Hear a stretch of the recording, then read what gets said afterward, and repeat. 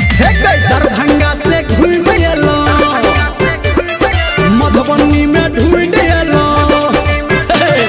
दरभंगा से घूम एलो मधुबनी में ढूंढ एलो भैर रात देखलो हम सपना में तोहर नथिया बरामद भेल पटना में तोहर झुमका बरामद भेल पटना में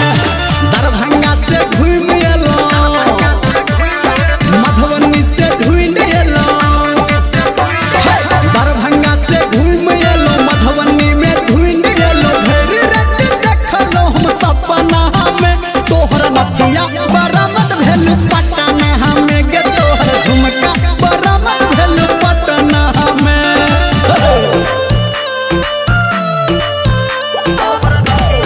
म्यूजिक बाय हरिओम शर्मा।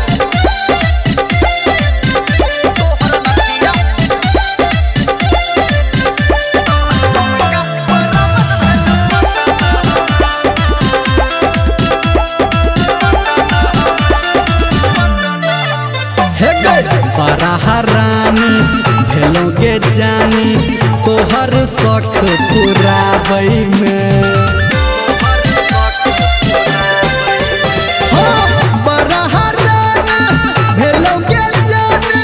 तोहर शौक पुराबै में लगो न लगलो भाग के जगलो हमर दुख बताबै में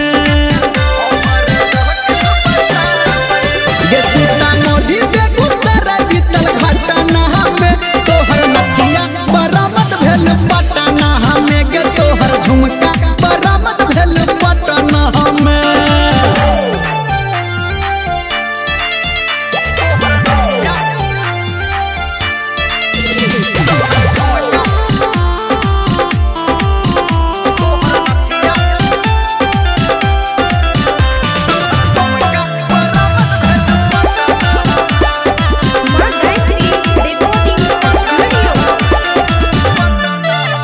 हे गे मुँह फूलेला